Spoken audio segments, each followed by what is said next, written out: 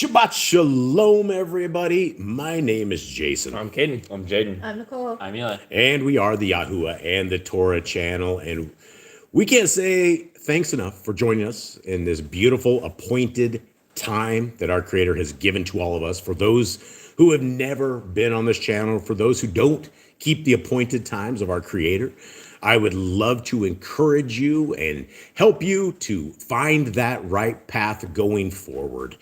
Because we live in a world right now that we have it's really a sickness that is going on in this world. And it's not just a sickness from the darkness, but it is a sickness that nobody will ever read their scriptures.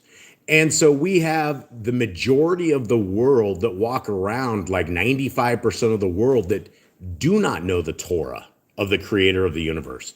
In fact, they've actually rejected the Torah of the Creator of the universe. And it is our belief, based upon scriptures that we have read, that we have written, that we have retyped, that we have gone over and over and over, that there is a covenant path. Now, the covenant path that we have been given isn't something that is a quick entry in. You can't go buy a little phone card or a prepaid credit card, and you can't go slide that card into the gates of the Shamayim, into the gates of heaven. It just doesn't happen like that. The covenant path that we have been told to keep is about an obedience path. It is about us taking the first 5 books of scriptures, Genesis, Exodus, Leviticus, Numbers, and Deuteronomy, and reading them and aligning our lives to their direction.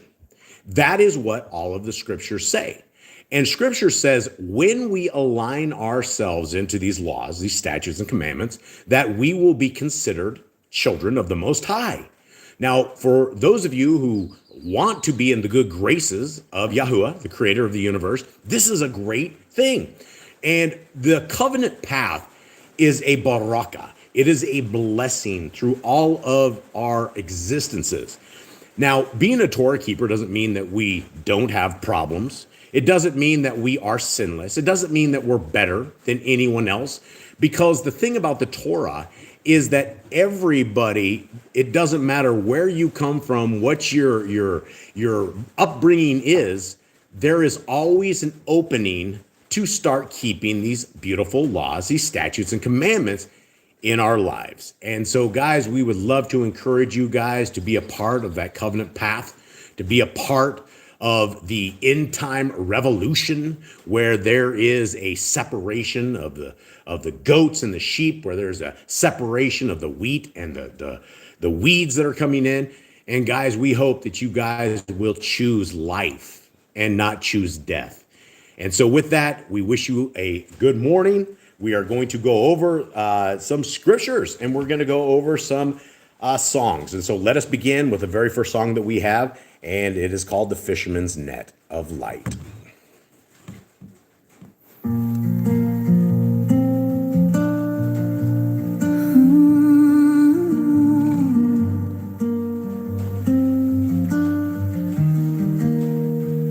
My net was empty,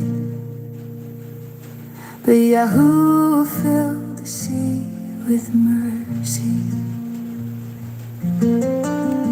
I threw my rope where the waters died. No silver flash, no living tide. The dawn was cold, my hands were torn. I feared my hope would not be born. Yahoo, you are my provider. Yahushua, you are my king. Shamayim lifts up your glory, and I will sing, and I will sing. Then Ruach stirred the silent foam and whispered peace into my home. A sparkle rose beneath the waves,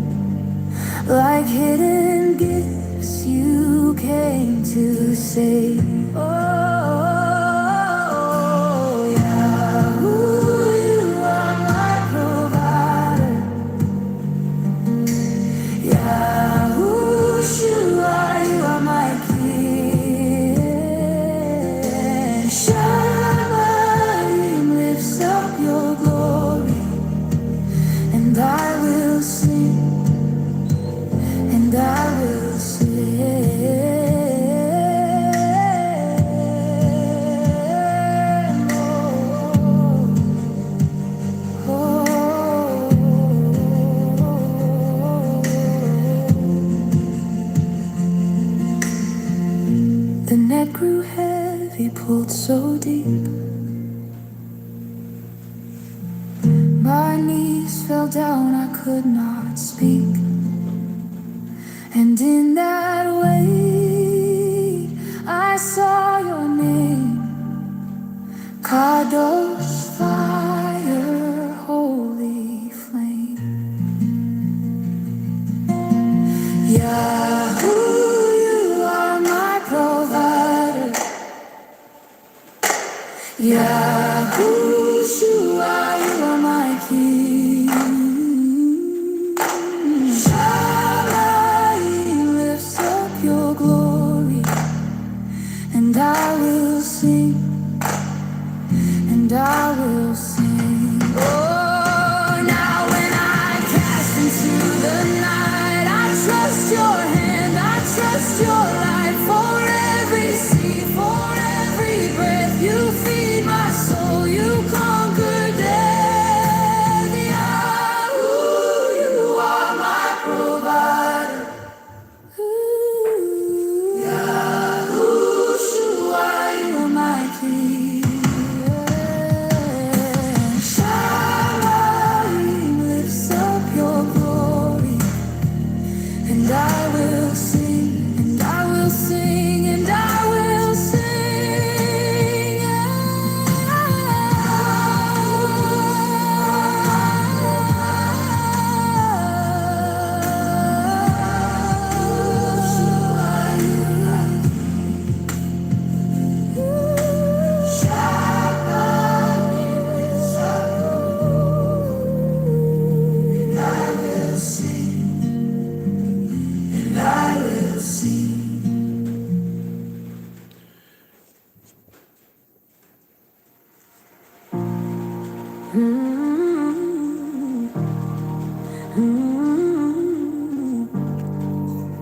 Yeah, I walk through valleys carved in dread, with heavy thoughts inside my head. I fear the dark would swallow me, but Yahoo walks silently. Yahoo, you are my shepherd, Kadosh and strong and true. Yahushua, you are my shelter, your shalom pulls me through. A wolfish whisper chased my mind, I thought I'd fall behind. Then Ruach Kadesh came like fire and lifted me above the mire. Yahoo, you are my shepherd, Kadosh and strong and true. Kadosh and strong and true. Yahushua, you are my shelter, your shalom pulls me through.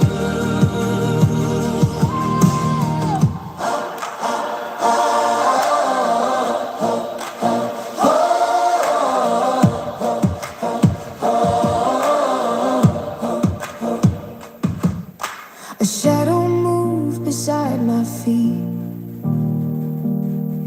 not threat but mercy, soft and sweet. And I realized with holy awe, His presence was my greatest law. Yahuwah, you are my shepherd, Kadosh and strong and true. Kadosh and strong and true. Yahushua, you are my shelter, your shalom pulls me through.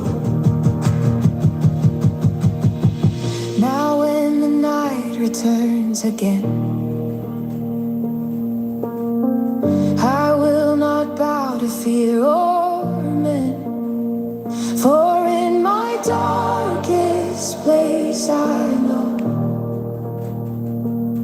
Yahweh will never go.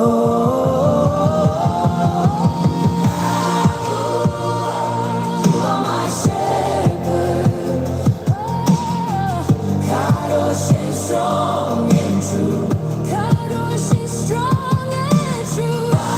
Yahushua, you are my shelter. Your shalom pulls me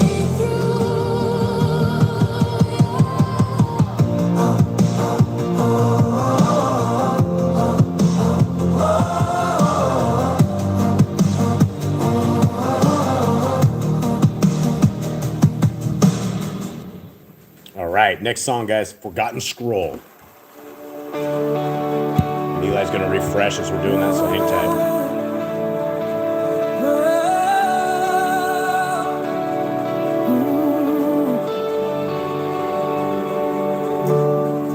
When the words were lost, you tore it back to life. In dust I found an ancient page, a whispered truth from former age. The ink was faint, but fire remained, and Yahuwah called me by his name. Torah is light, Torah is flame. From Shamayim it came. Yahuwah is Kodosh, and I will speak Baruch his name.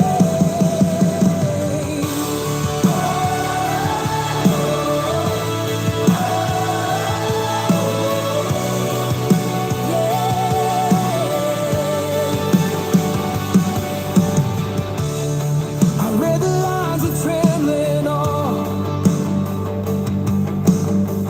and felt my heart return to law.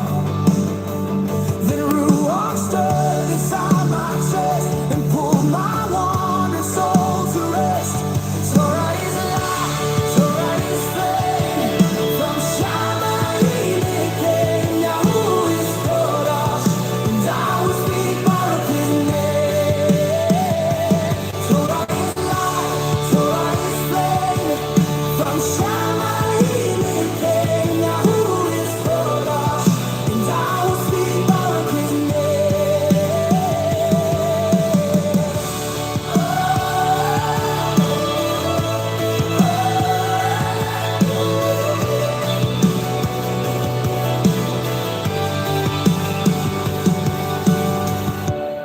The village gathered in the square.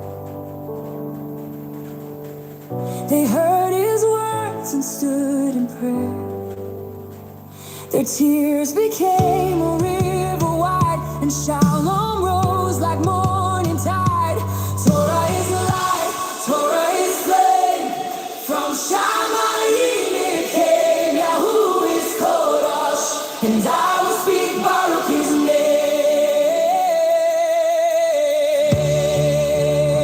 Oh,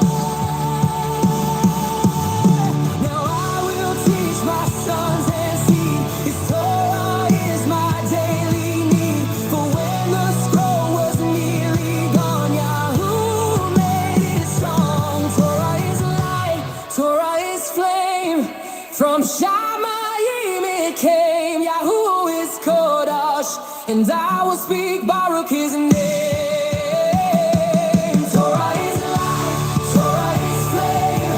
From Shamayim it came. Yahuwah is Kodosh, and I will speak Baruch his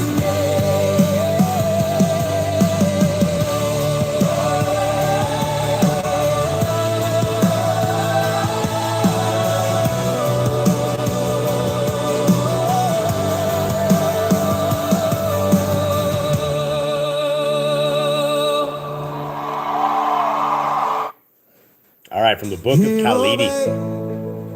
Love his name.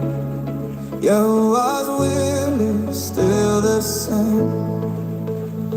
A man asked in the street that day, What does Elohim require my way?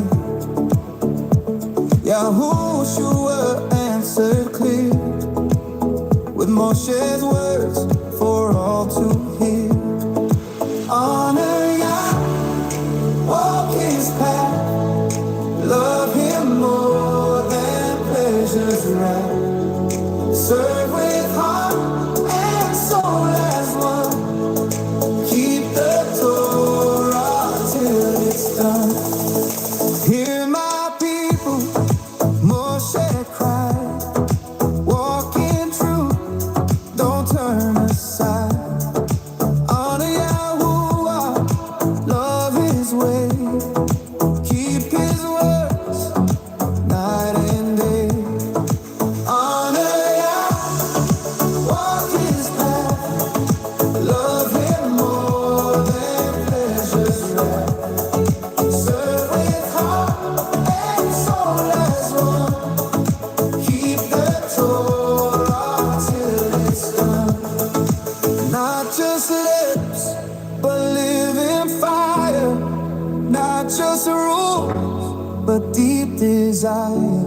A heart that serves, a soul that stays. That's how we walk Yahuwah's ways. Honor Yah, walk his path. Love him more than pleasures right. Serve with heart and soul as one. Keep the Torah till it's done. So I will listen, I will do, I will love with row of truth. Yahuwah, seal me in your word. Let my life be rightly heard. Honor Yah, walk his path. Love him more than pleasures right. Serve with heart and soul as one. Keep the Torah till it's done. Oh,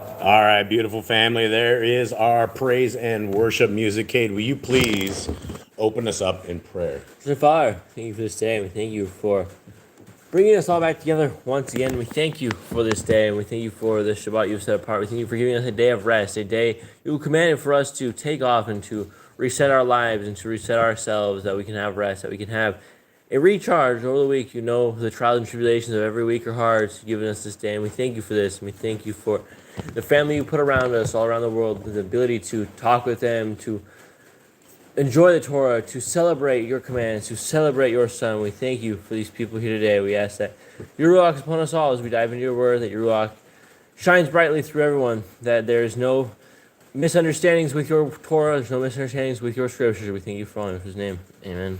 All right. Now, Jade, will you please give us the Shema? And for those of you guys who don't know what a Shema is, it's essentially it's Hebrew, and it means hear and obey.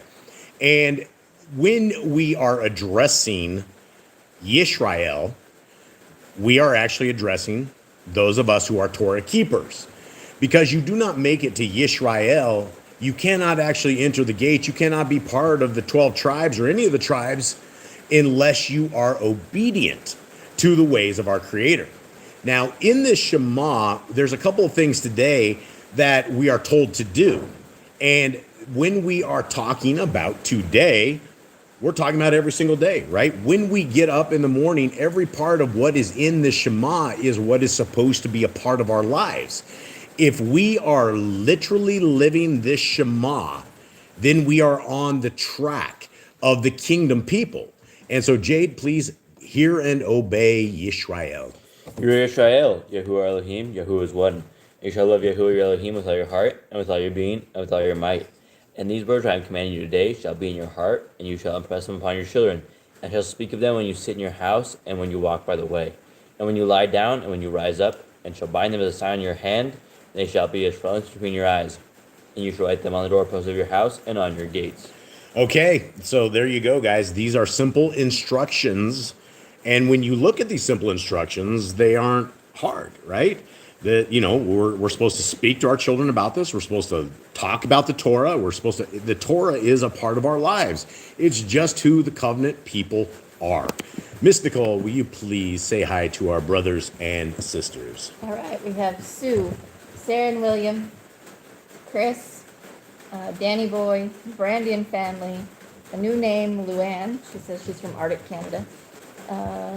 Josh, Honeymoon Stitch, Brian. We have Kathy, Sister Barb and family, Sylvia, Loving Yah, Obi-Line's Chris, a new name, Jeremiah, and Brandy invited him here today, so welcome to him. Mama CA, Jeremy and Callan, Gina, Colleen, Ritter Stacy. I'm scrolling here. Did I say Loving Yah? I did. Exposed 777, which is Hannah, and we have the Grand, and I think that's everybody. If I missed anybody, I apologize. Yeah, so here we are, guys. This is a beautiful, beautiful time that we have. Now, we are going to go over a wonderful set of laws, of statutes, and commandments, the greatest things that we have ever been given.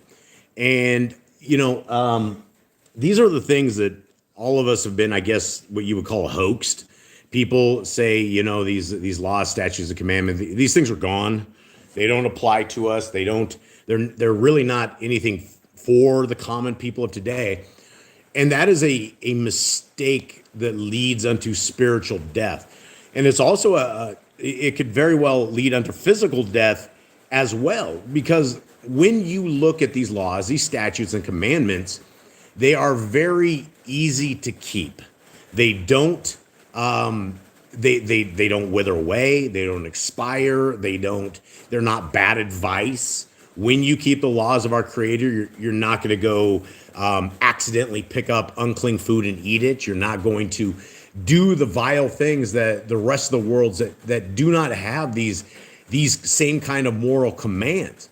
And I've talked about it before, that people that say they love Elohim Most High, and you know the people call him God. We know his name is Yahweh, and they will clearly tell you without blinking their eyes that they love our Elohim with all their heart, mind, and soul.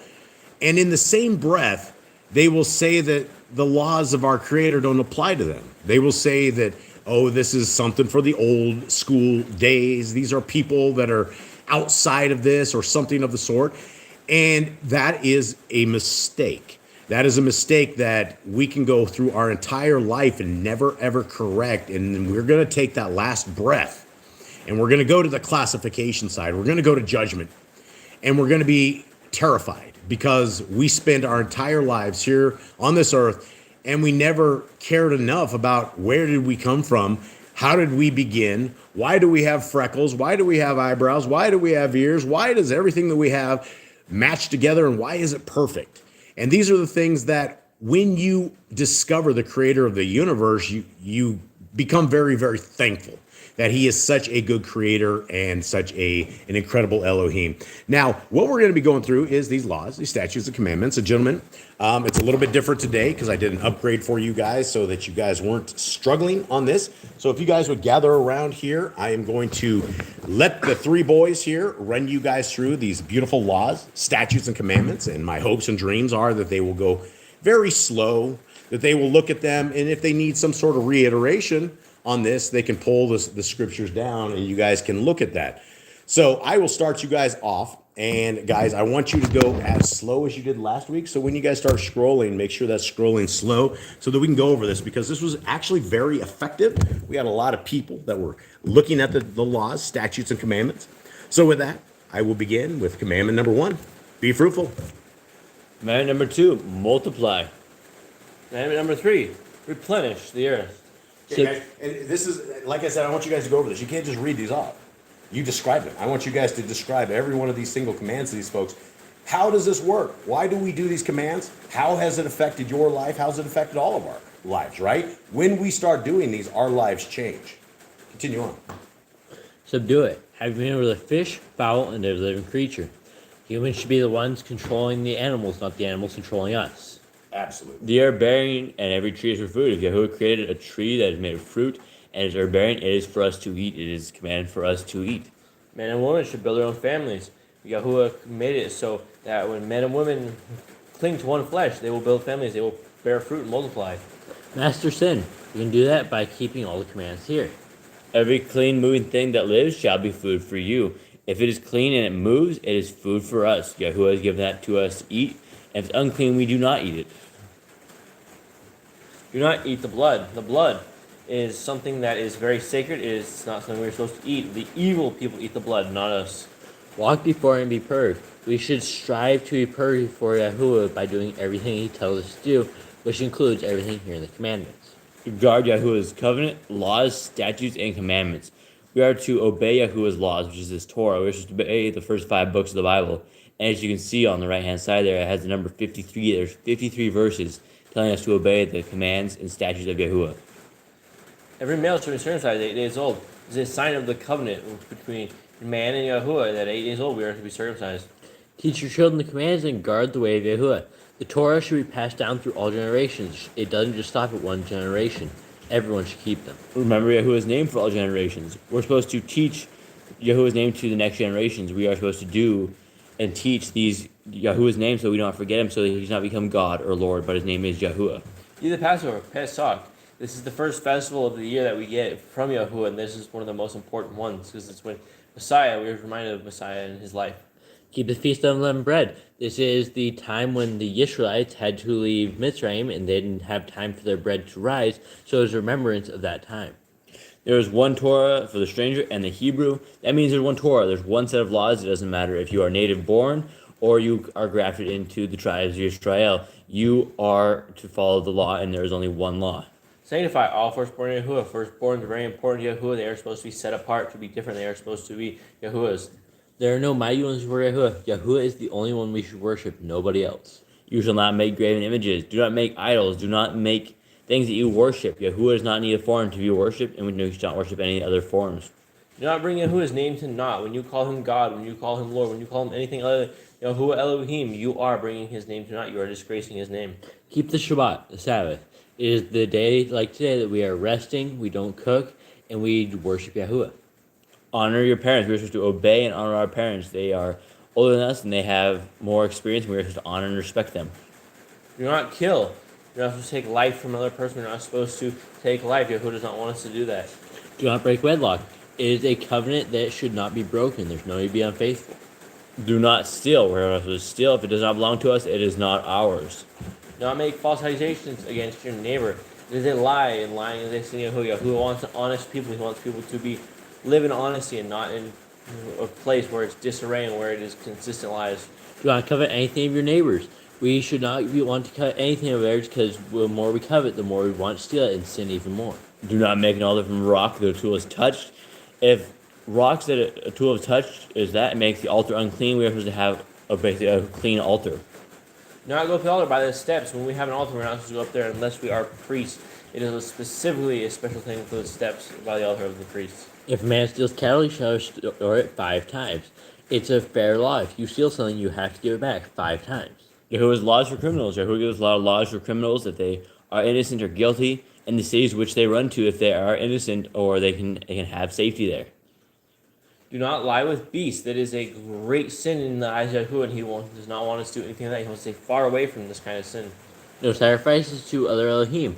Nowadays, we don't do sacrifices at all, but definitely don't do them to others. Do not oppress a stranger, fatherless, or widow. They are already struggling as it is. We do not want to oppress them anymore, because we were once strangers in the land of Mitzrayim. Do not charge your brother interest. That is something the bankers do. We are not the bankers. We are there to help our brother. We're not there to make his life harder after we've helped him. If you borrow your neighbor's raiment, return to him before sunset. Back in the day, they didn't have very much, so if you borrowed one, that was likely all that they had, so they would need it back before sunset. Do not curse the ruler of your people. We're not supposed to curse that. They were holy and they were ordained by Yahuwah. We're not supposed to curse them. Do not eat what is torn of any beast. If you find some sort of roadkill, you find some sort of dead animal that's torn of it, it's probably infected, it is probably unclean. Do not eat of it, stay away from it, get some clean meat. No false report. Always be true in what you say. Don't lie about things. Do not follow a multitude of evil. Multitude of evil is friends that gossip, do evil things, and you do not want to be part of those because it rubs off on you and you become the multitude of evil. Do not judge righteously against the poor. In all things you judge, you are supposed to judge fairly and correctly. It does not matter if they are rich or poor. Everyone should have the same things equally. It does not matter if it is something regarding the Torah or something regarding small. You are supposed to do it equally. There is supposed to be no differences in the eyes of Yahuwah. Bring back your enemy's cattle if you find it going astray. It doesn't matter. The animal is not your enemy, so you should help the animal if you can. Help the animals of your enemy. If you see your enemy's animal stuck or running away or something going bad with your enemy's animal, return it. Again, the animal is not your enemy, so help the animal up. Stay away from rumors and gossipers. We are supposed to keep our minds and our mouths holy. We are not supposed to let false accusations or falsities cross our lips. We are supposed to speak honesty. That is what the people of Yahuwah do. Take no bribes. Always be fair and just in everything you do. Do not oppress a stranger. Love the stranger. Remember, the stranger is someone who is coming into your midst. He doesn't know laws. You can teach him the laws. We're supposed to love those that do not know the laws. We're supposed to love those that do know the laws. We are supposed to love the stranger because we were once strangers and Yahuwah loved us. Your land rests in the 7th year. This is the end of a 7-year release where you are working for 6 years and you release things and you give your land rest. You let your land recover. It needs its nutrients back as well to regrow, to have plentiful fruit, to have tasteful fruit. Do not mention any pagan names. We are not supposed to say those names of the evil demons and demonic things people worship. It is pagan and we do not want to mention them. Keep the feast to Yahuwah. There are appointed times to Yahuwah that are meant to be kept for certain things. Do not cook your goat in his mother's milk. Yahuwah sees that as an abomination, and that is an abomination, cooking a goat in his mother's milk. That just sounds very wrong. Obey the messenger Yahuwah sends before you. If the messenger came before you in the name of Yahuwah and he was proven to be correct an angel, you're supposed to follow what he said. You're supposed to do as he told, as he was commanded. Do not bow down to other Elohim. Yahuwah is the only one you should be bowing down to. Serve Yahuwah. We are supposed to serve Yahuwah and Yahuwah only, and we serve him by obeying these commands and teaching others the commands. Make no covenant with other Elohim or outsiders of the land. You're not supposed to join yourselves with the people of the nations. You're not supposed to join yourself with the pagans. That is an abomination. It will affect you. It will take your eyes off Yahuwah and it will hurt you in the end. Do not make use of anointing oil on a normal person. Do not make use of perfume on a normal person. It is a special recipe only for the priests that they would put on for Yahuwah. Do not eat the fat. We're not supposed to eat the fat. We're supposed to be burned unto Yahuwah for a sweet sense to him, and we are not supposed to eat that. That is unclean. It has toxins in it, and we're not supposed to eat fat. Do what you say you're going to do. Another command in honesty. We're supposed to stay true to our word. If we say we're going to do something, we must continue on with it. Return what is neighbors. If you borrow something, be fair and just and give it back. Obey Yahuwah's dietary laws. If Yahuwah says don't eat it, it's unclean. Don't eat it. It doesn't matter what somebody in a pulpit tells you. If Yahuwah said don't eat it, do not eat it. Nothing has changed from when he said this. We're in time of separation. Yahuwah has set up a command and how to deal with the women's time of uncleanness. Obey Yahuwah's hygiene laws. There's laws about things like when we're unclean, how we're supposed to bathe, and all that. Keep the Day of Atonement, Yom HaKippurim. This is the Day of Atonement. We're supposed to afflict our souls. And one way we afflict our souls is by fasting. We want food and we're hungry, but that's how we are repenting to Yahuwah. Do not uncover the nakedness of your family. It is another abomination, another sin. You are supposed to stay far away from these types of sins. You are supposed to stay far away from any sin, but these things are especially abominations in the eyes of Yahuwah. Do not take your one sister or wife. Learn that was bad with Yaakov, how his wives were sisters and they were always fighting. Do not lie with women who are uncleanness. You will be unclean, and it is not something we are supposed to do. Yahuwah says stay away from it. You shall not sacrifice your children to Moloch. Again, do not sacrifice your children. Do not sacrifice them to other mighty ones. Do not sacrifice them to Moloch. Stay far away from all of that. Do not be a sodomite. It's just messed up to be a sodomite. Be Kodesh, holy. We're supposed to be Kodesh, and we are be Kodesh by obeying and doing as Yahuwah says to do, and loving our neighbor as ourselves. Do not reap the corn of your field, or you shall not glean your vineyard.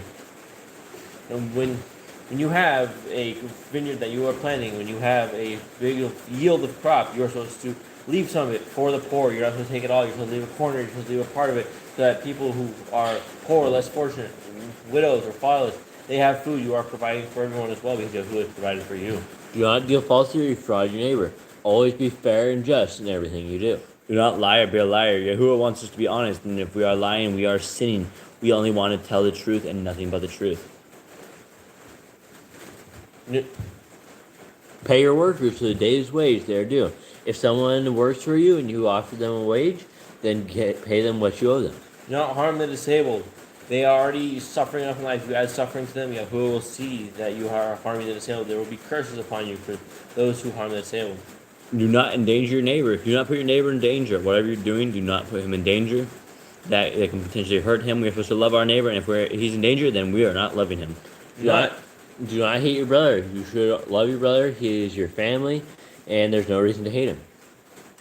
Rebuke your neighbor for his sin. If you see your neighbor in sin, you are supposed to rebuke him. You're supposed to keep the land holy. You're supposed to keep your neighborhood holy. You're supposed to. Yahuwah wants you to stand up for what is right and do what is just.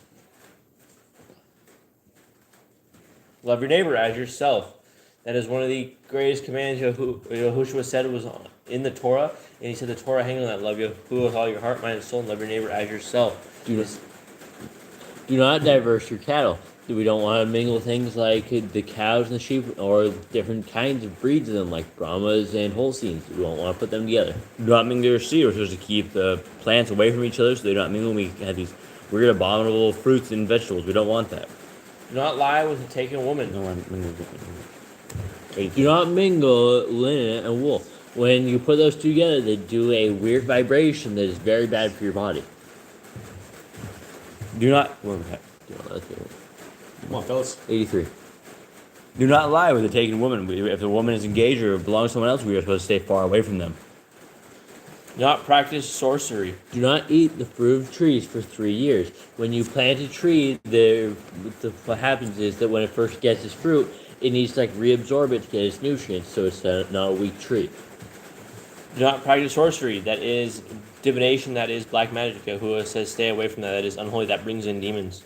Do not round your beard or the corners of your head. We are not supposed to do as the pagans do and cut around our beard or the corner of our head. That's something that pagans do. Yahuwah wants us to be very different from the pagans. Do not cut yourself for the dead. Probably something also the pagans do. I don't think we should cut ourselves, period, but especially don't do it for the dead.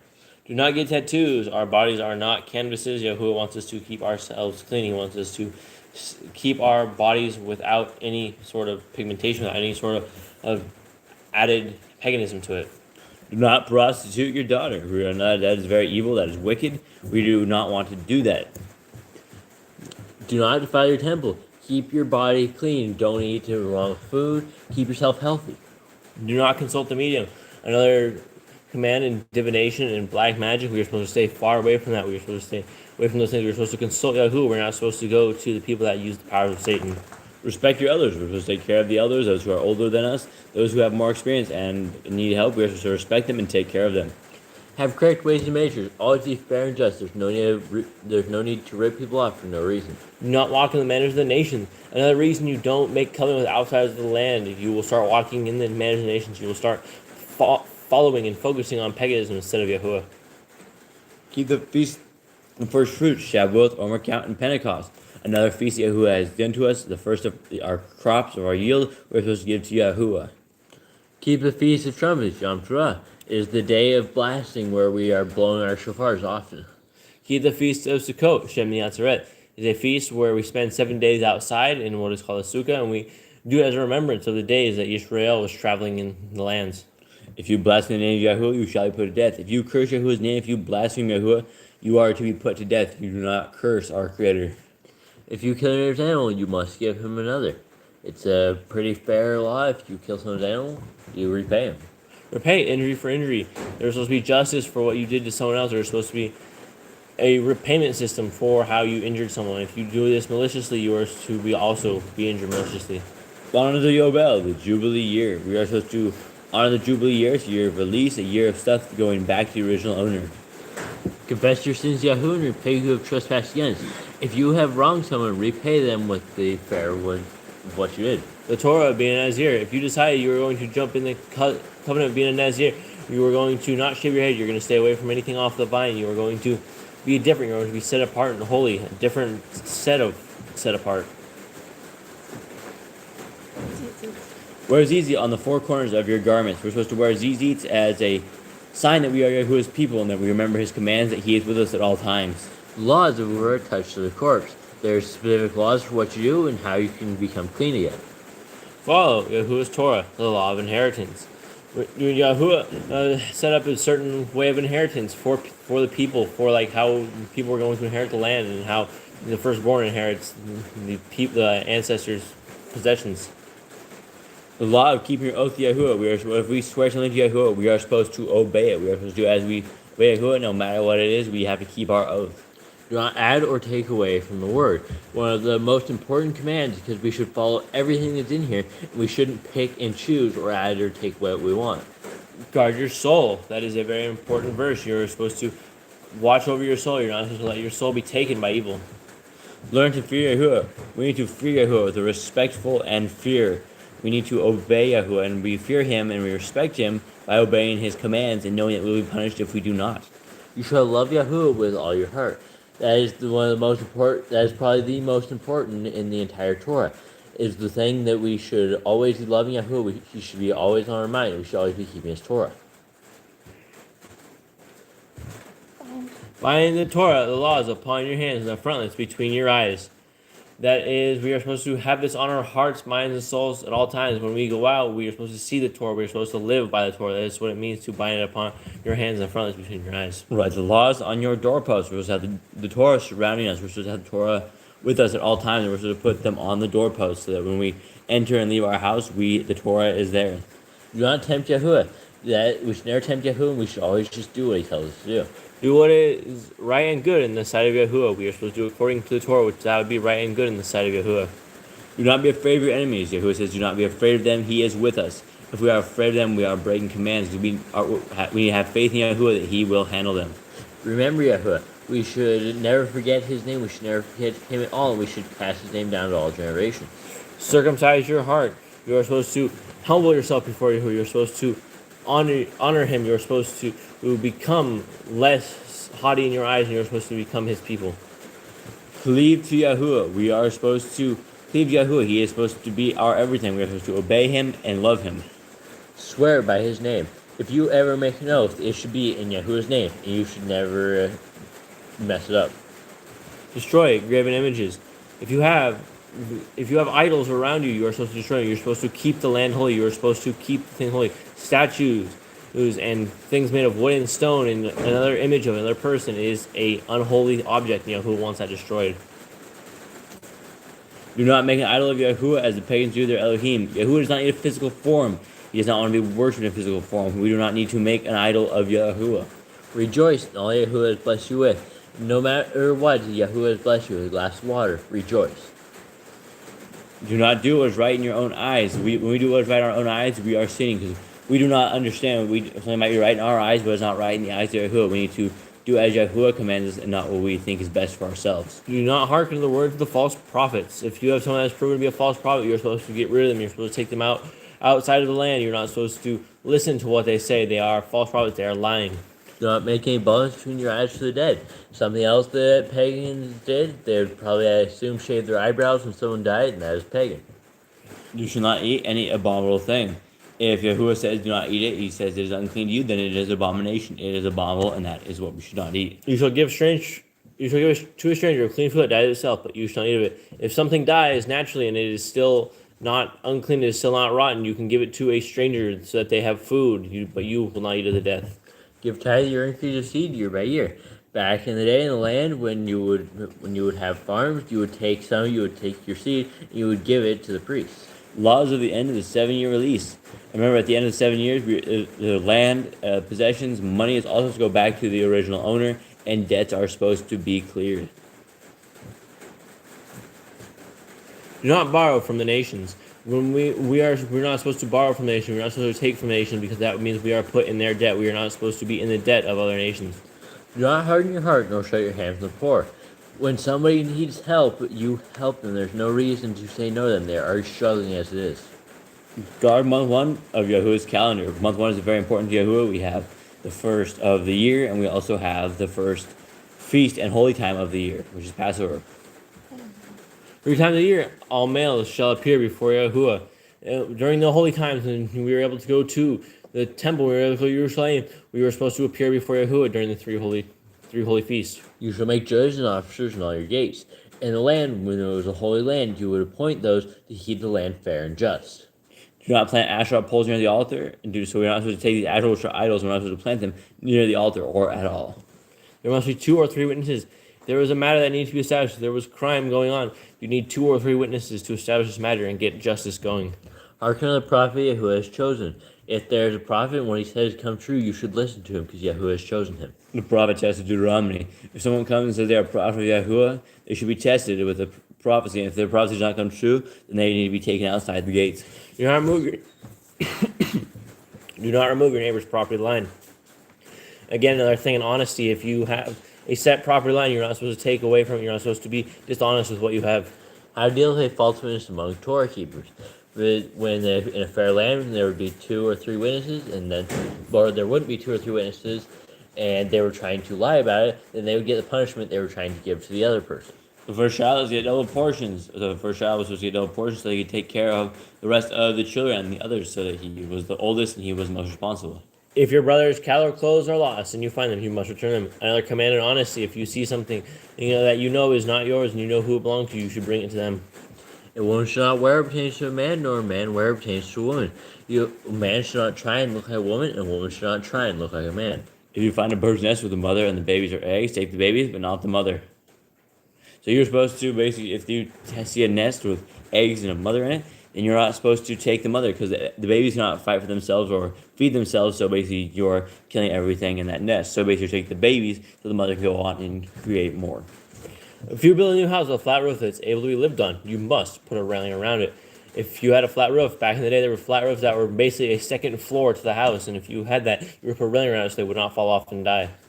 Do not be a prostitute. That is very evil. That is very wicked. That is not something that we want, especially in the Holy Land. Do not use dirty money. If somehow you got the money, whether by stealing it or by doing something else, do not use it. That is unclean. The Torah, the law of divorce. Originally, Yahuwah did not want divorce, but because of the hardness of the hearts of the Israelites, there was a Torah of divorce that was set up so that the people can carry on with their lives. Do not take a person's millstone for a pledge. That is all they have to basically mill their food, to make bread, to make their income, and you take that from them, then they have nothing. If you lend your brother, do not enter his house to get your payment. He must bring it to you. Return his clothing before sunset if that was his pledge. I think that one's pretty self-explanatory, but if you lend something to someone, you don't barge into their house. You just wait for them to bring it to you. Do not oppress a hired servant that is poor and needy. If you have someone that is hired for you and they are struggling in life, why would you make them struggle even more? Why would you put more oppression on them than they already have? You should take care of them. You should be good to them according to the ways of Yahuwah. Every man shall be put to death for his own sin. If someone sins, you will not be put to death for it. You will be put to death for your own sin. Whatever sin you commit, you are liable for it. Do not go back for the forgotten sheep in the field. They are for the stranger, fatherless, and widow. If you were out getting things from your field and you leave a sheep there, just leave it. You didn't need it and somebody else does. Do not muzzle your ox when you tread out grain. Even Yahuwah cares for the animals. He said, is that when you are out treading the grain, do not starve your animal. Do not keep the food away from him. Let him eat as he goes. If your brother dies and has no child, you shall take his wife and in the firstborn after your brother. If you have a brother that dies and he's married and has no children, you're supposed to take that wife and then name the firstborn after your brother to keep his lineage going. At the end of 7 years, you are to read the Torah, the Feast of Coat, the Feast of Tabernacles. All right. All right, everybody. Let us get into this. And so those are, thank you, gentlemen. Appreciate that.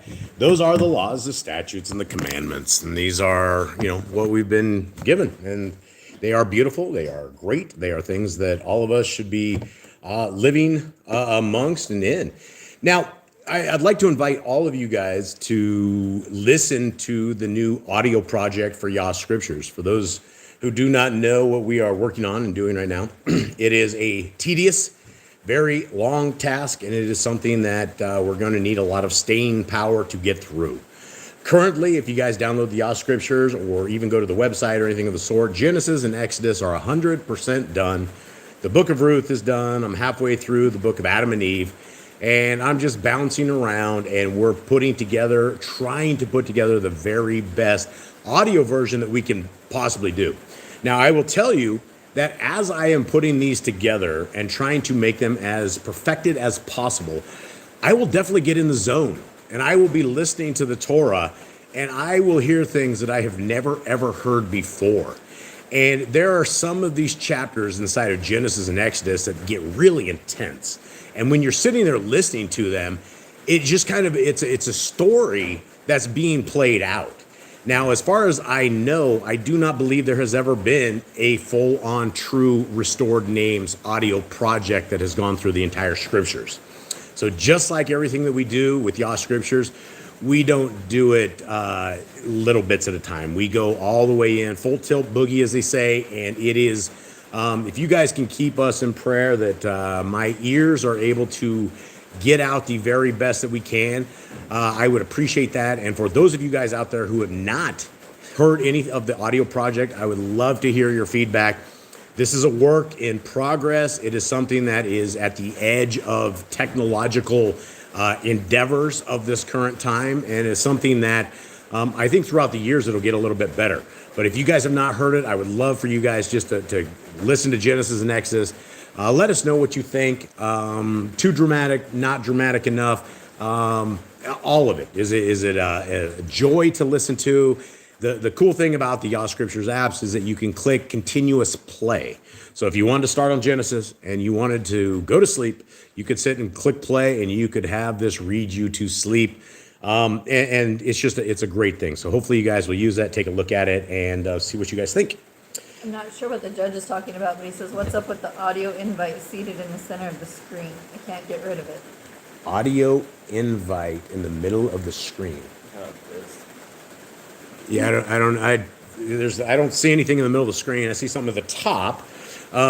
So I guess you'd have to send in a picture of exactly what you're seeing. The audio is at the very top of the chapters. If you have the latest version and you guys want to grab that, it was actually released like yesterday. So you want to grab that, and there's a drop down at the top of the chapters, and you can just drop down, and anything that is available you can play. Anything else that's not will pop up and tell you it's not available. And maybe that's what he's talking about, but you should be able just to click. Yeah, you can click out of it. So if you click on a chapter that does not have audio yet, it's going to pop up and it's going to tell you it does not exist. Just swipe away from that, and eventually, when I get through all the audio, then that little error, or actually it's not even an error, it's a warning window saying it's not available. So I hope you guys enjoy this, and I hope you guys get down with the scriptures. Now, here we are into the book of Deuteronomy, chapter 22. Now, Jade, will you please give us a breakdown of where we are at to this point, and give me a breakdown of Moshe. When Moshe freed his people out of Egypt, he got them over the Red Sea. He dealt with a lot of complainers. A lot of people wanted to go back to Egypt because they didn't have certain food or enough water, and they were complaining. They'd seen all these miracles, and they'd lose faith every couple of days. Moshe gets very frustrated with them, and then they disobey him. They get scared of the other nations. After they've seen what Yahuwah does to nations that come against them, they still lose their faith, and Moshe ends up frustrated with them because of their complaining. He gets kicked out of the land of Israel because he disobeyed Yahuwah because he was so frustrated with the people. He did not do exactly what Yahuwah said. So then he gets kicked out, and he can only see it from a distance. And he's been teaching the people and doing basically a recap of everything that happened for this new generation that they're about to enter into the promised land.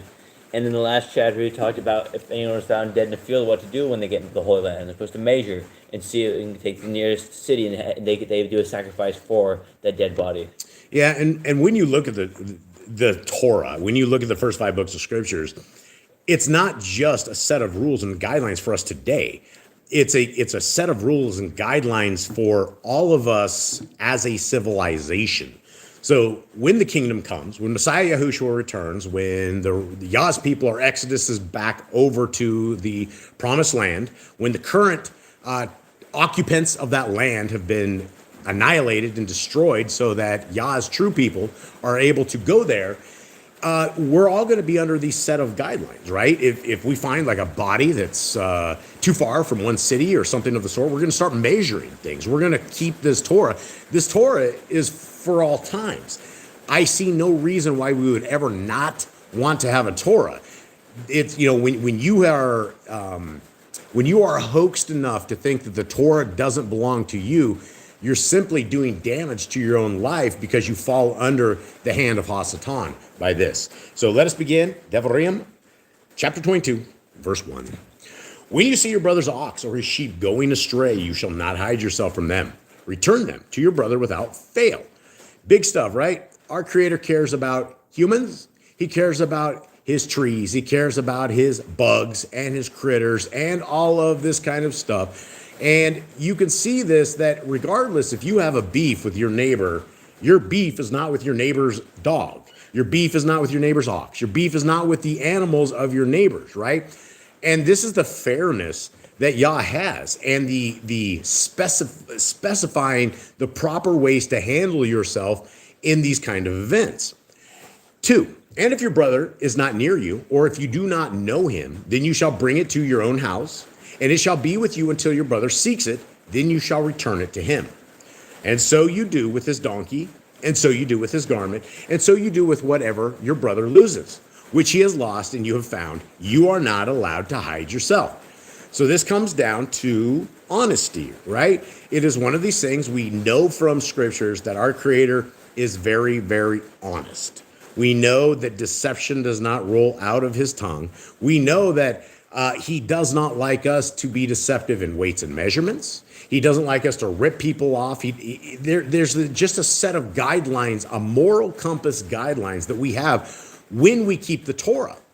That is what makes those who do not keep the Torah very dangerous, right? All of these people that look like, the goody two-shoes, right? Everybody has the Mormons are like, oh, this is a good Mormon. Well, there's no such thing as a good Mormon, because Mormons don't keep the laws, statutes, and commandments. And so what on the appearance looks like people that are good people, according to the hand and the words of our Creator, they fouled, right? If you do not live in Torah, then you are against the word of our Creator. You're against his hand. And so it doesn't matter what kind of persona you have or what kind of fake mask you're able to put on, right?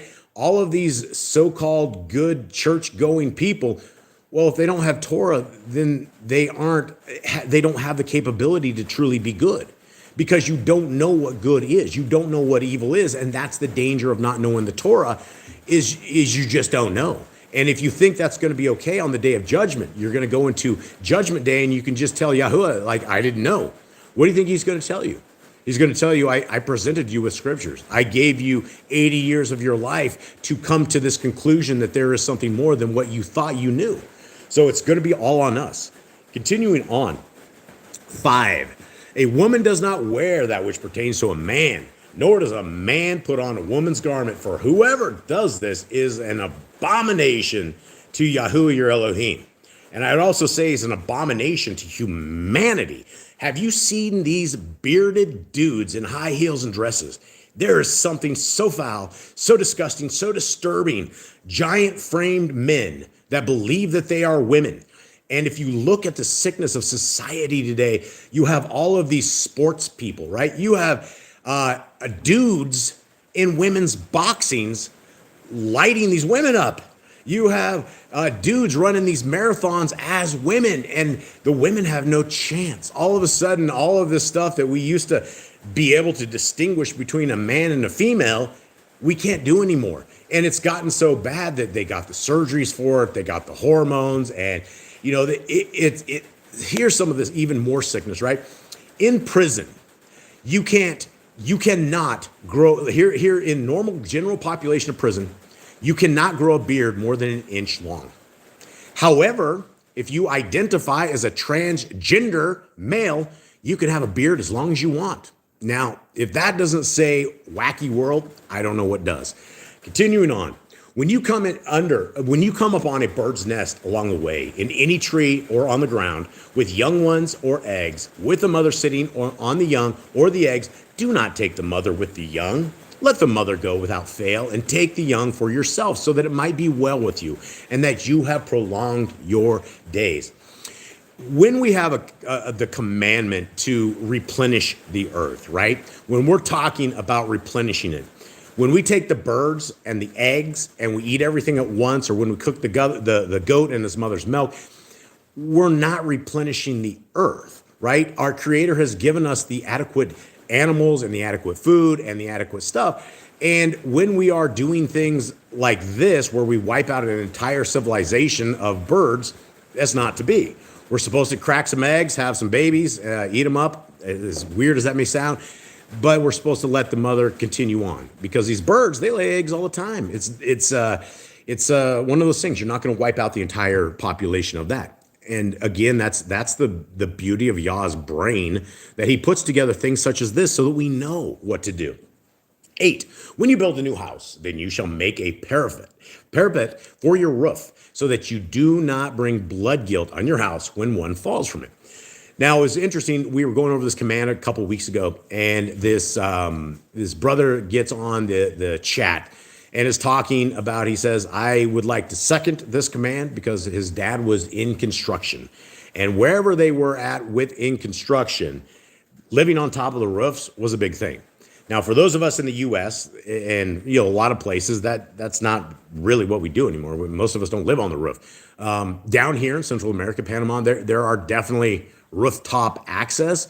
But back in the day, it was enough that people lived on it that there were incidents of people falling off and splatting and various things. And obviously, it was something enough that the humans didn't figure out themselves. They're like, maybe we should put a railing around this so that all of our family doesn't fly off the top of the house. We didn't think about it. Yah did. And then he put it right there and he says, look, put this up. Don't let people fall off your roof. It's not a good time. 9, do not sow your vineyard with different kinds of seed, lest the yield of the seed which you have sown in the fruit of your vineyard be defiled. Now, we've talked a lot about this over the last, 5-10 years that we've been talking. When, Japan does this, there's a lot of different societies where they will take handfuls and handfuls of different kinds of seeds, right? You'll have sunflowers and daisies and all this other stuff. And you just do I guess they call a Hail Mary, and they swing all that seed out there, and it grows up all sorts of stuff. Now, the creator of the universe has said, I don't want you to do this. And for those who don't love the commandments of our creator, they go, well, we can do what we want to do. But he gives us these commands for a reason, right? And he very clearly says right here that the yield of our seed, which we have, is defiled. It defiles our vineyard, right? We're not doing we're not separating things like we should do. Okay, hustle up, please. Sorry, guys, we have dogs always all over the place. Okay, continuing on. Do not plow with an ox and a donkey together. Do not put on a garment of different kinds of wool and linen together. Now, there's a couple different things. Let's go over the donkey and the ox. This one doesn't probably make a lot of sense to a lot of people, but it would be like trying to tow an RV with a semi-truck and a little pickup truck, right? So you have two of them in front, and you're pulling this giant RV. The semi is just going to be able to rip it up, and then you have a littler rig, and it's going to be able to pull it, but it's not going to be as strong. So if you have some weak animal along with a very strong animal, at the end of the day, your weak animal is going to be all jacked up. He's going to be like not doing good, especially if you're trying to perform against an ox and you are a donkey. So again, the hand of our Creator doesn't want his livelihood, his livestock, his nature. He doesn't want it to be oppressed. It doesn't matter. So these are all good things, because if our Creator loves an ox and a donkey this much that he doesn't want it messed up in this kind of form, imagine how much he loves you. Imagine how much he doesn't want you to eat unclean foods or to harm the disabled, all these different things. Continuing on, do not put on a garment of different kinds of wool and linen together. A lot of people don't understand this, right? When you look at some of these corrupted scriptures, they will say, don't put on different kinds of fabrics. They don't say wool and linen. And so people will take cotton and they will take it out of something or else, or they'll take, they just won't wear, what is that? This is specific to the kind of frequencies that come out of this kind of fabric. Wool has a resonating frequency of one far end, and linen has a resonating frequency of the whole other end. Now, when you interweave and you connect in these kinds of fabrics, the resonating frequency on the human skin isn't good. There's something about vibrations, about frequencies, about all of these things that we don't understand, but this should give us an idea that we're not to do this. Now, this doesn't say, like, if you want to put on a wool shirt or a linen shirt and then wool on top of that, right? It's talking about different kinds of fabrics interweaved into one kind of thing. So it's not talking about, putting on wool on top of linen. That being said, I probably wouldn't want to touch myself with wool and linen, knowing that there are some weird frequencies that could make things a little weird. Continuing on, make tassels on the four corners of your garment with which you cover yourself. Now, this is the tzitzits, right? These are the infamous tzitzits, and this is from the days of Korach, when Moshe was telling everybody on a commandment from the creator of the universe. He told Moshe that I want everybody to put blue tassels on the corners of your garments. Now, we have gone into this we hate Yahuwah mode, and you have Judaism that hates Yahuwah, and they don't keep commandments, right? Because if you look at the tassels of the Judaism folks, they're white. They have a couple some blues in there, but for the majority of it, it's white. And then you have everybody on the other side that's wearing tzitzits, and they have half blue, half white. That's not the commandment. We were never told to intermingle different colors in it. It's a blue tassel. Now, why have we been told to put tassels on the corners of our garments? It's like circumcision. It is a sign of the covenant. It is something that the people of Yahuwah do because we are very happy with the laws, statutes, and commandments. Now, it's like wearing a company shirt. For those of you that have ever been in a company that put on a company shirt, when you put on the company shirt, you are representing the kingdom. You are representing your kingdom, right? The company that you are in. Now, when you put on your tzitzits, you're going to get appointed times. You are going to get people that come up to you and ask you if you're a Jew. They're going to come up to you and ask you, why are you wearing these? And the first thing you always have to defend is, are you a Jew? And no, we're not Jew. We're not Jewish. We're not Judaism. We keep Numbers 15:38, which is the tassel commandment. And then again, Yahuwah doubled down, and then he goes, I want you, it's not like he sold us once, but right here we have make tassels on the four corners of your garment. So if you want to be a child of the Most High, man or woman, tzitzits are the way to be in. 13, when any man takes a wife and shall go into her and her, and shall make abusive charges against her, and bring an evil name on her, and say, I took this woman, and when I came to her, I did not find her a maiden. Then the father and the mother of the young woman shall take and bring out proof of the girl's maidenhood to the elders of the city of the gate. And the girl's father shall say to the elders, I gave my daughter to this man as a wife, and he hates her. And see, he has made abusive charges against her, saying, I did not find your daughter a maiden. And yet, these are the proofs of my daughter's maidenhood. And they shall spread the garment before the elders of the city. Now, this is one of these incidents that is going to be an embarrassing thing to deal with. Number one, it's going to be embarrassing for this woman. Number one, if she is a faithful, loyal woman, and this abusive, not very nice man does this to her, nothing will ever be the same. I will guarantee you their marriage will never be the same. Her name will never be the same. His name will never be the same, right? You are basically starting a lifetime something about you, right, that's going to follow you forever. Now, the answer for this is what Yahuwah gave, right? And obviously there were issues happening with this. And I'm not going to go into too many details, but there is a way to prove the innocence of your young women. And so that is the way of the Torah, and that is how we keep ourselves clean. And that's how we make sure we don't get abused, making sure things are good. Okay, and 18, and the elders of that city shall take that man and punish him and fine him 100 pieces of silver and give them to the father of the young woman, because he has brought an evil name on the maiden of Yisrael.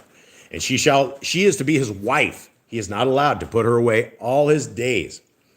Again, I can't imagine you would have a close relationship with this woman. I don't think she was going to trust you. I don't think she's going to be, it's just not going to be good.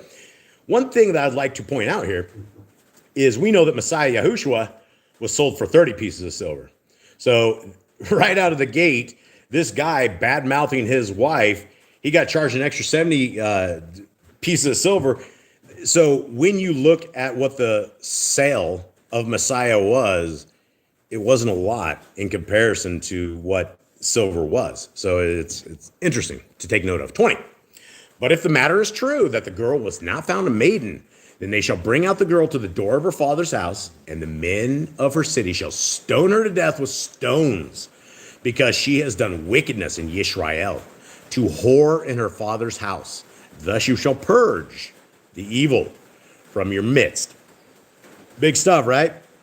These are the reasons that in Yisrael, and it should be the reasons in the world, that none of us should look over that fence, right? The grass always being greener on the other side of the fence, that kind of thing. We live in a world of adulterers. We live in a world of fornication. We live in a world of sickness. And, it's getting younger and younger and younger. We never had this kind of sickness up until the likes of the Playboys and Penthouses and all of these other smut magazines that came and cursed the lands that we had. And now men of this generation, women of this generation are able to commit more adultery with one single viewing of pornography than you could have ever done 100 years ago. So you can violate yourself so much more simply by the technological side of the world that we are in today. And it's a bad, bad thing. So it doesn't matter. Pornography is a wicked, wicked part. It will embed yourself. And what is seen cannot be unseen. So whatever you're looking at, whatever you think that you must need for whatever it is, you can't unsee it. It's going to be with you forever, and you have committed adultery. Continuing on. When a man is found lying with a woman married to a husband, then both of them shall die, both the man that lay with the woman and the woman. Thus you shall purge the evil from Yisrael. Now I'd like to go into Messiah Yahushua. Remember when everybody took the woman to Messiah Yahushua and they said this woman was cheating on her husband? Messiah, we need to stone her. What say you?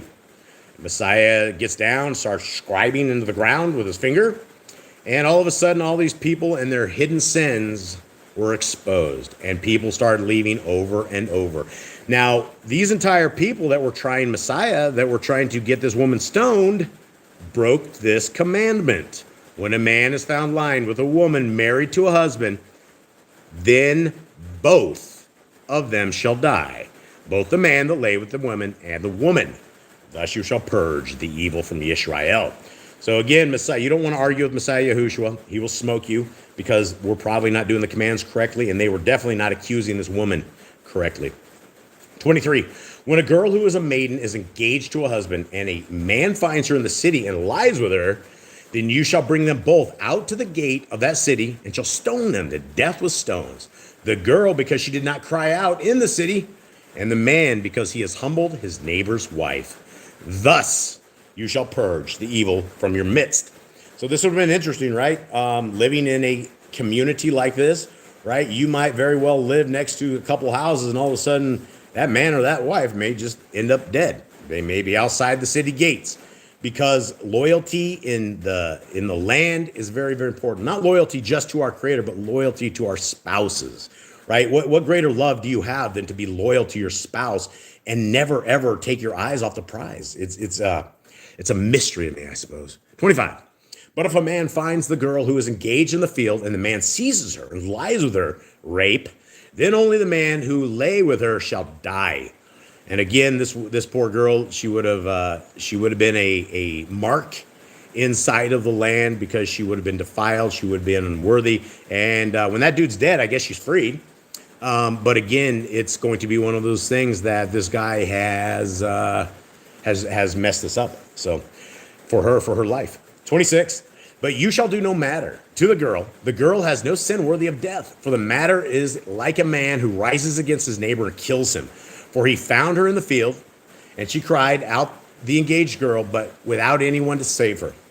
When a man finds a girl who is a maiden who is not engaged, and seizes her, and lies with her, rape, and they are found out, then the man who lay with her shall give to the girl's father 50 pieces of silver, and she is to be his wife because he has humbled her. He is not allowed to put her away all his days.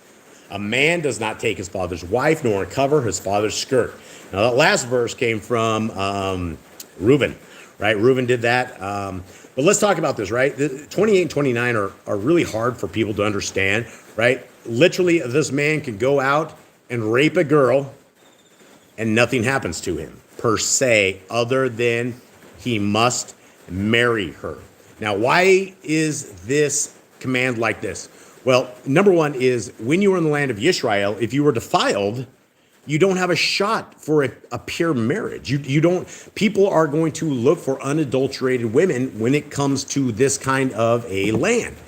This woman was basically, she would have had to be put away. She would have gone to her father's house. When her father died, she could have very well become homeless because she doesn't have someone to take care of her. And so when this guy does this evil deed, instead of killing him off and putting this woman into a life of misery, this dude, he's got to finish the game and he has to marry her, right? And I would imagine that if he puts her away or attempts to put her away, I'm sure the judgment would come down. So there you go, guys. Beautiful, beautiful readings out of the book of Devarim. Let us get into our next book, is reading Yochanan, the book of John, another beautiful, beautiful book. Jade, will you please give us a breakdown of where we are at? Yehoshua is towards the end of his career as the Messiah. He is teaching his people. He's gone around with the disciples, and he's made a lot of enemies. The rabbis, they hate him. The Sadducees and Pharisees, they hate him because they go against their tradition. He tells people that they give heavy burdens. They don't do what they're supposed to do. They have a tradition over Yahuwah, and they do not love Yahuwah with their hearts, but they do fake it with their lips, and they do the evil things. And Yahuwah tells his people he is the truth. He is the only way. He is the light, and they don't understand what he's saying. They think he is a blasphemer, and a lot of the people love him. They think he is the Messiah, so he is getting plotted against, and the people are coming after him. Yeah, and I'd like to basically add on to this. What you said at the first is he was at the end of his career as the Messiah. And I would like to say that he will always be our Messiah. He will always be our salvation. He will always be the deliverer. And I would like to say he was probably at the end of his career in the physical form before his first, before they killed him, right? And so let us begin and let us see what the scriptures say to us. Messiah says this: "These I have spoken to you so that you do not stumble. They shall put you out of the congregation, but an hour is coming when everyone who kills you shall think he is rendering service to Elohim. And this they shall do to you because they did not know the Father nor me." Now, again, as those of you guys who listen to this, we are an anti-Trinitarian group. Because when you study the Trinity, you discover that it is a man-made construct. It is something from Satan's matrix, something that he put out there that is there to confuse the people. And people are very, very confused, especially in the Torah group, especially in the Torah community. You know, in the Torah community, people seem to read their scriptures far more than those who don't. But it's hard to come away with the understanding that the Father and the Son are the same individual. And that takes the deity of our Creator and the sacrifice of the Son and the Creator, it takes it and it makes it to naught. You're essentially saying that the Creator of the universe essentially suicided him out, right? He knew he was going to die, so he allowed the murder to take place. That's not what happened, right? The Father allowed the Son to be killed, and the Son is not the Father. 4, but I have said these things to you so that when the hour comes, you remember that I told them to you. And these I did not say to you at the beginning, for I was with you. But now I go away to him who sent me. And not one of you asked me, where are you going? But because I have said these to you, grief has filled your heart. Again, Messiah says he's going back to the one who sent him.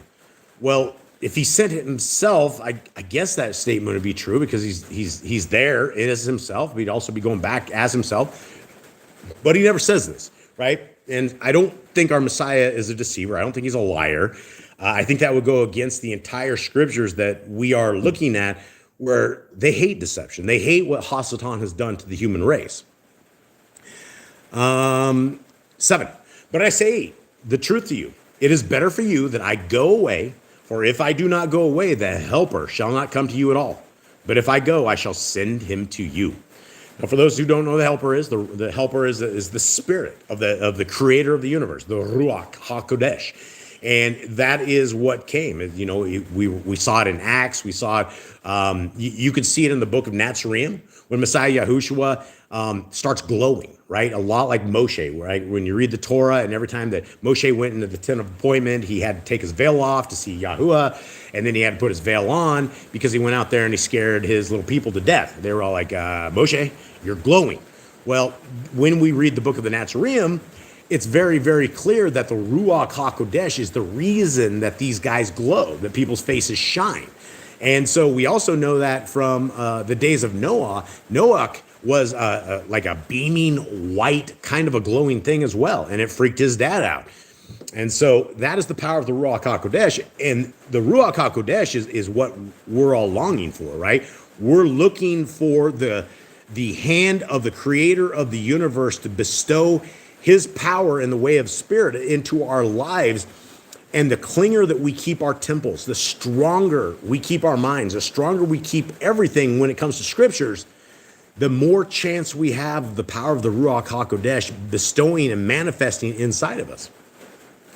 And Messiah says if he didn't go away, the helper wouldn't have come. So he had to go through that suffering. He had to go through the procedure. He had to go through his dad's plan to get us to where we needed to be. 8, and having come, he shall reprove the world concerning sin. We're talking about the Ruach HaKodesh. And concerning righteousness and concerning judgment. Concerning sin because they do not believe in me. Concerning righteousness because I go to my Father and you see me no more. Concerning judgment because the ruler of this world is judged. Who's the ruler? Hasatan, the devil himself. Messiah says, I still have much to say to you, but you are not able to bear them now. But when he comes, the Ruach of truth, he shall guide you into all the truth. For he shall speak from himself. But whatever he hears, he shall speak, and he shall announce to you what is to come. Now, a lot of people never ever have that groovy feeling, right? The power of the Ruach HaKodesh. And then we see all the people like the Pentecostals, right? And you'll see all these people dancing around with the snakes, drinking venom, drinking poison, doing all this stuff. And, you know, it looks like you're like, wow, these guys have the Holy Spirit or they're demon possessed, one of the two. And unfortunately, it goes to the latter. Because we have these people that you think they have the Holy Spirit, the Ruach HaKodesh, and they're speaking in strange languages that nobody understands. It goes against what we understand in scriptures of what tongues actually is, and it's a strange thing. So the Ruach HaKodesh isn't this thing when you're in this man-made 501c3 church and the organ's playing and everybody's singing and you just have this groovy feeling.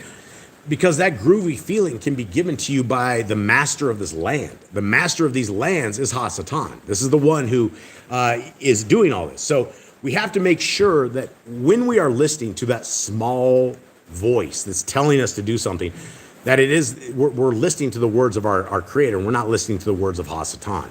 Very, very important to understand that.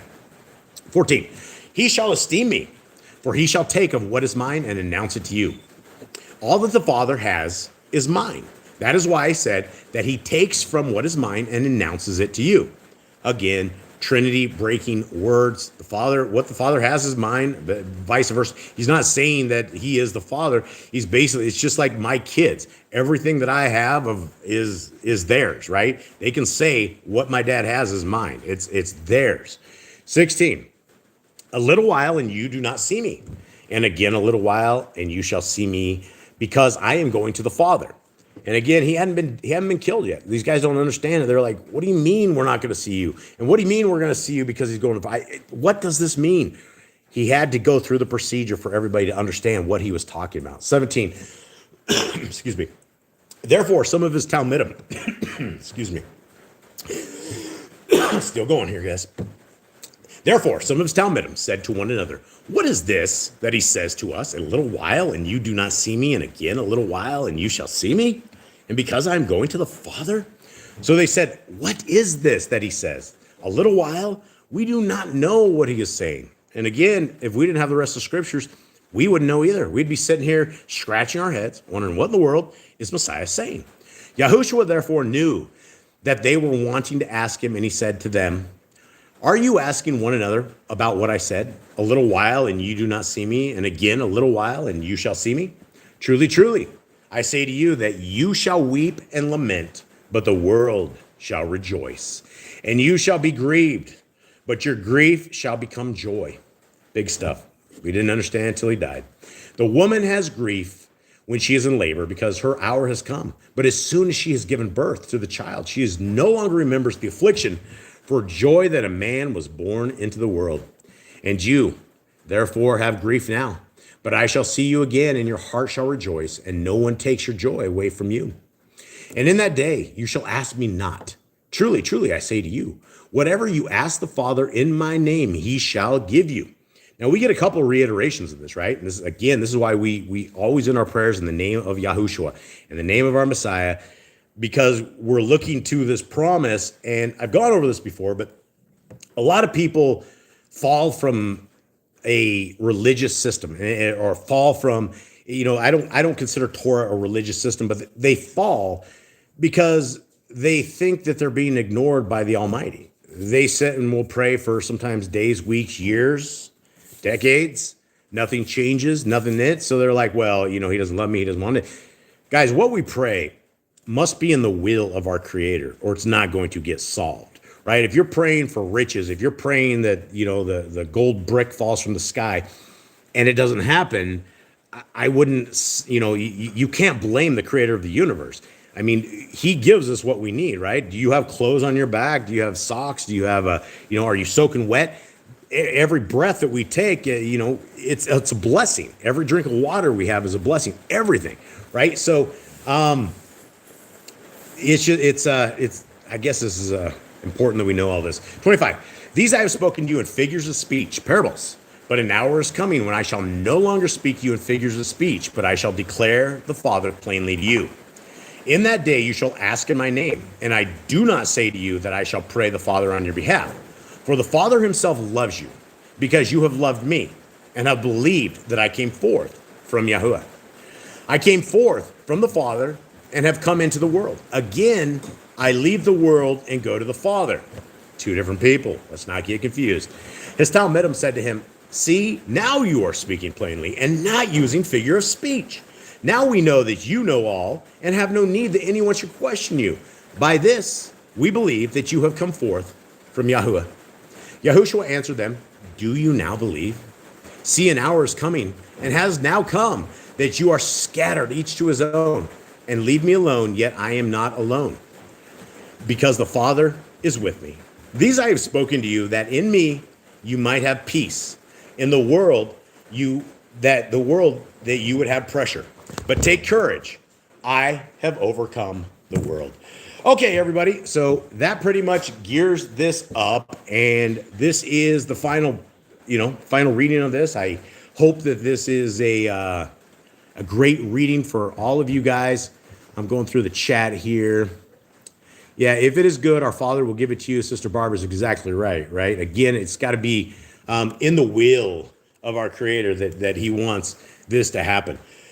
All right, everybody. Well, with that, Before you go to that, what you got?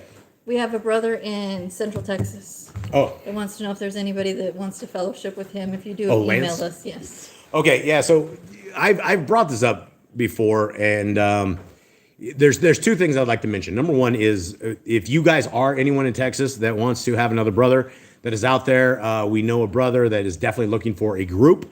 So guys, please email us. Ms. Nicole, we put our email in there so people can email us. And there's also, for any of you guys that are looking at a life-changing opportunity and you guys are willing to go into the prisons, there are prisons in Texas and Arkansas that are desperately looking for Torah-based people that can come and simply read and be a minister to these guys. You don't need to be a preacher. You don't need to be anything. If you are a Torah keeper, then by far you are so far ahead of the rest of these religious system people. And I cannot find people that will literally go into these prisons. I've begged. I've asked all these big Torah groups. They send the message out. it's almost impossible to get people to write prisoners, and it's even more impossible to get anybody to physically visit. So if you ever find it on your heart, mind, and soul, the Ruach HaKodesh of the creator of the universe calls you, please get with us, and we would love to help you and get you into a place that your life will be changed forever, as well as the lives of many men.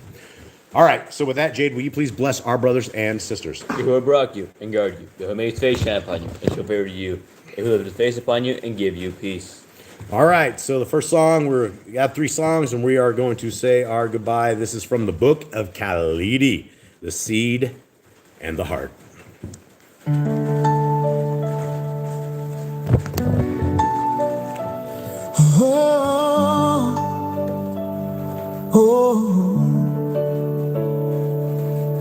The seed goes out, hearts decide where it lands and where it hides. We choose the soil every day, so let Torah grow our way. Be good ground, let Torah roots go deep and lie down. No birds, no stones, no thorns inside. We will let the word abide. Hear it, keep it, grow it strong, and bring the harvest all life long. Yeah. Yahushua spoke again, a story for the crowd of men. A soul walked with seed in hand, he scattered it across the land. Be good ground, let Torah roots go deep, not down. No birds, no stones, no thorns inside. We will let the word abide. Hear it, keep it, grow it strong, and bring the harvest all life long. And some seed fell where birds could eat, hearts left open to defeat. They listened but they closed the door, so the seed grew nevermore. Be good ground, let Torah roots go deep, not down. No birds, no stones, no thorns inside. We will let the word abide. Hear it, keep it, grow it strong, and bring the harvest all life long.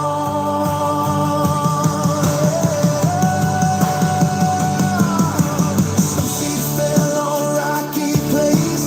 It grew fast but had no base. When testing came, it dried away. Shallow faith can't stay. Be good ground, let Torah roots go deep, not down. No birds, no stones, no thorns inside. We will let the word abide. Hear it, keep it, grow it strong, and bring the harvest all life long. Yeah. Some seed fell in thorny care, worldly worries choked it there. But good ground heard and held it tight, and grew a harvest full of light. Be good ground, let Torah roots go deep, not down. No birds, no stones, no thorns inside. We will let the word abide. Hear it, keep it, grow it strong, and bring the harvest all life long.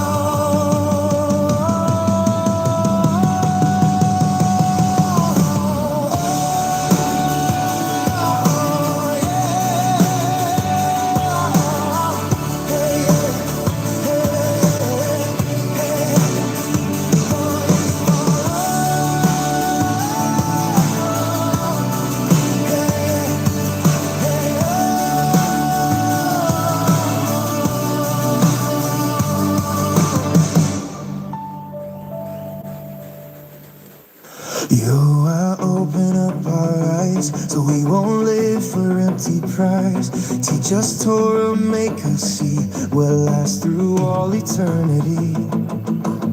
Do not love the silver, do not love the gold. Only Torah truth will never grow cold. Show us mercy, teach us right. Walk with Yahushua in the light. Shape our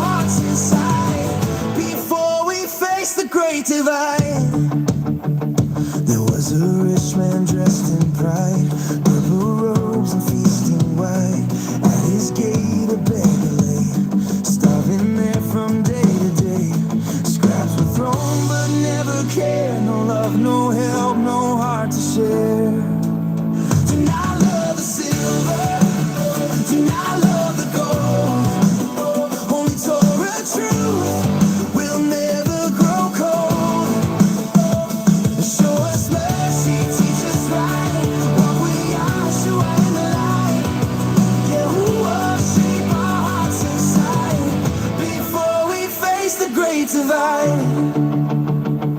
Then the beggar died in pain, but in shalom he rose again. His soul went up to light so bright, to Father's righteous, clean and right. The rich man died and stood alone in darkness where his pride was shown. Did not love the silver, oh, did not love the gold.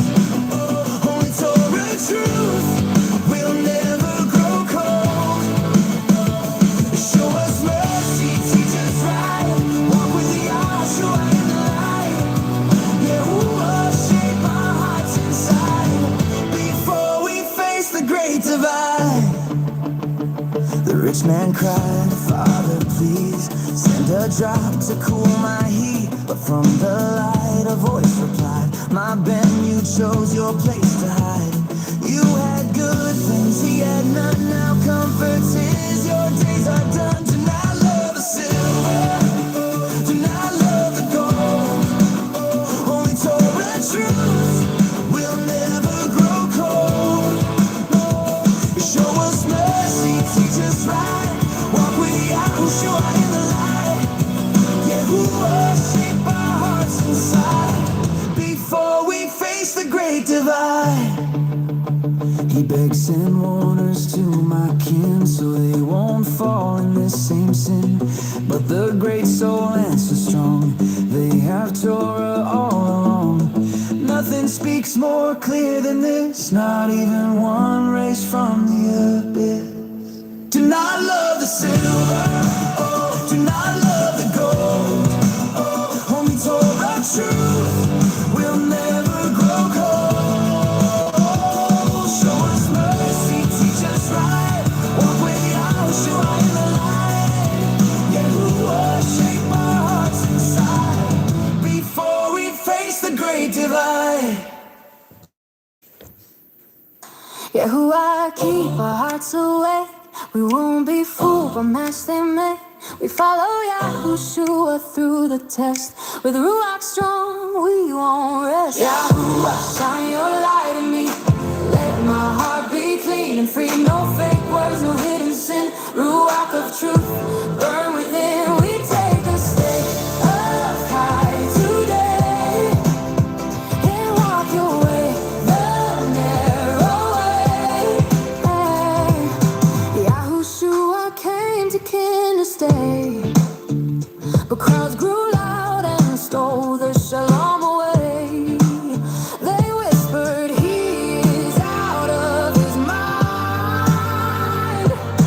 Fearful hearts were weak and blind, but truth will draw the hungry near, and light will shine when men fear. Yahuwah, shine your light in me. Let my heart be clean and free. No fake words, no hidden sin. Ruach of truth, burn within. We take the stake of Kai today and walk your way, the narrow way. Men from Jerusalem came with lies, calling light evil in disguise. They said he casts out evil by evil. The Yahushua spoke what's real. Can evil fight itself and stand? A divided reign will break, not plan. Yahuwah, shine your light in me. Let my heart be clean and free. No fake words, no hidden sin. Ruach of truth, burn within. We think of Kai today and walk your way, the narrow way. He entered the Hakel travel worn, not dressed in pride, not wrapped in scorn. He said, workmen come as they are, not polished clothes, but truth so marked. Then he warned the people, watch their ways. Many look clean, but right inside remains. Yahuwah, shine your light in me. Let my heart be clean and free. No fake words, no hidden sin. Ruach of truth, burn within. We take the stake of Kai today, yeah, and walk your way, the narrow way. Oh, beware the ones who praise with lips.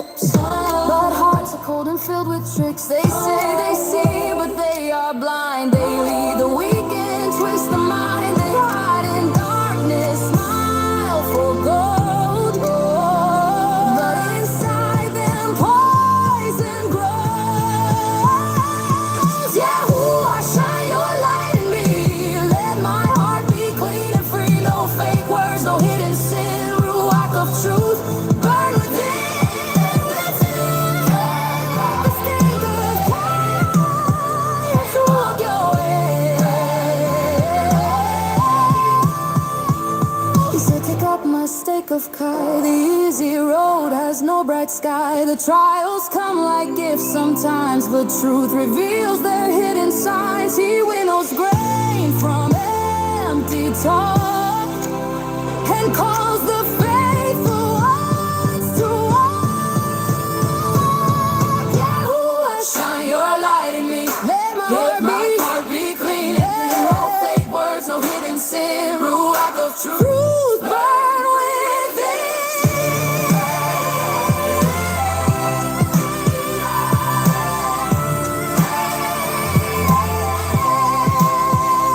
Give us eyes that really see, not fake religion, not deceit. Let our roots go deep in light, so weeds of world don't choke what's right. We seek your wisdom like pure gold. We walk the truth, we won't grow cold. Yahuwah, shine your light in us.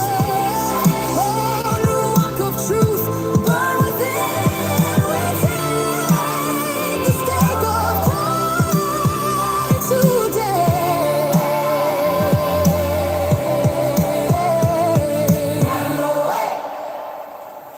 All right, everybody. Much love to you. We all love you. May you have a wonderful Shabbat. May Yahuwah bless you and keep you. May his light forever shine on you. May the Torah be a part of everything in your life. May Messiah Yahushua always be the king of our kingdom to come. And may we all high five each other, greet each other in the kingdom to come, knowing we have been loyal and obedient to the creator of the universe. Much love to you all.